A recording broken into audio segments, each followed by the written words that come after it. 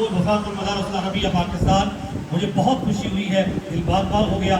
بزرگ تشریف لائے ہیں، اپنی مصروفیات میں سے وقت دیا ہے، جزاک اللہ خیر۔ اظہار خیال فرمائیں گے، حوصلہ افزائی فرمائیں گے جناب مفتی طاہر مسعود صاحب۔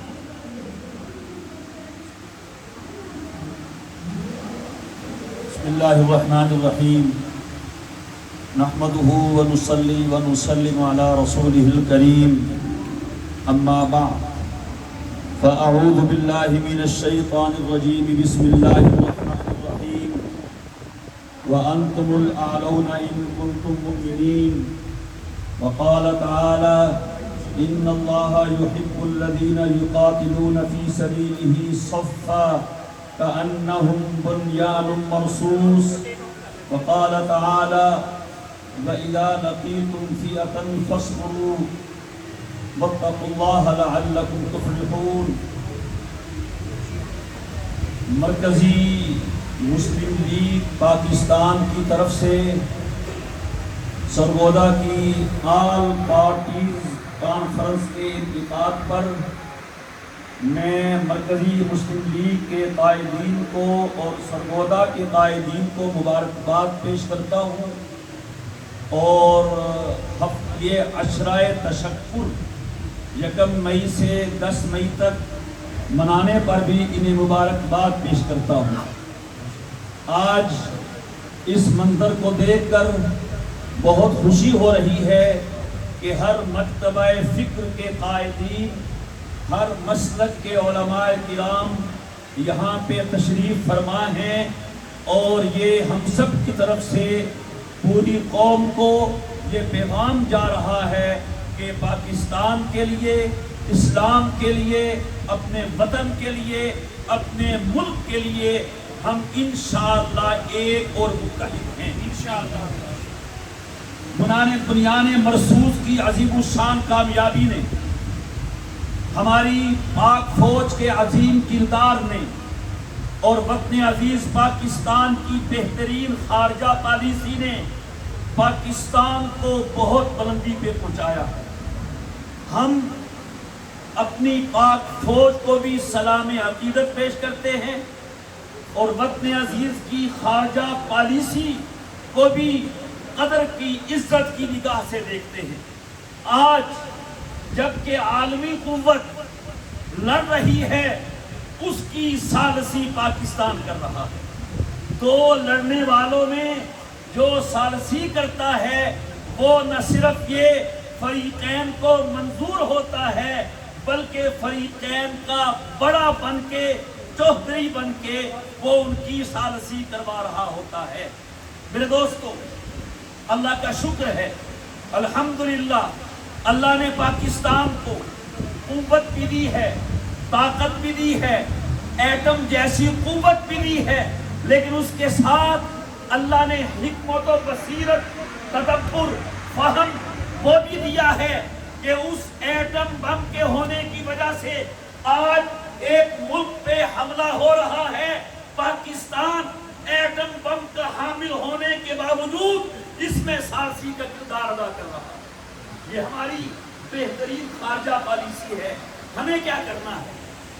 لڑنا تو ہماری فوج نے ہے، وہ ہم پوری قوم کی طرف سے ہماری پاک فوج لڑنے کا فرض کفایہ ادا کر رہی ہے، اور ہم یہ بات کہنے میں بہت فخر محسوس کرتے ہیں کہ الحمدللہ ہماری پاک فوج دنیا بھر کے سارے ملکوں کی افواج میں سب سے اعلیٰ فوج ہے، اور کیوں نہ ہو، اس فوج کے سینے میں ایمان ہے۔ ایمان کی جو جرت ہوتی ہے وہ کسی کافر کو جرت حاصل نہیں ہو سکتی ہے۔ فوج لڑ رہی ہے اور وہ لڑے گی۔ ہمیں کیا کرنا ہے؟ ہمیں نہیں لڑنا، ہمیں بھائی بھائی بننا ہے۔ لا تنازعوا فتفشلوا وتذهب ريحكم۔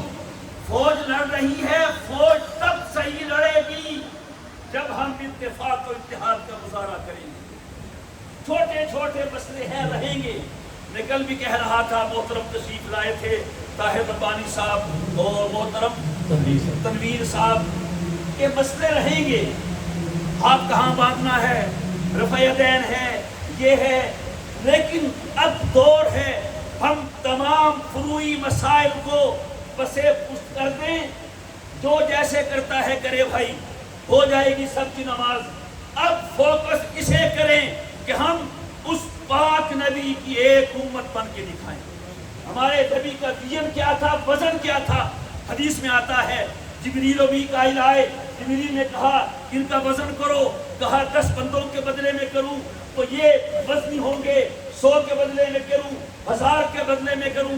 میکائیل نے کہا ایک پلڑے میں زمین و آسمان کا وزن آ جائے، دوسرے پلڑے میں محمد مصطفیٰ کا وزن آئے، محمد مصطفیٰ کا وزن زمین آسمان کے وزنوں سے بڑھ جائے گا۔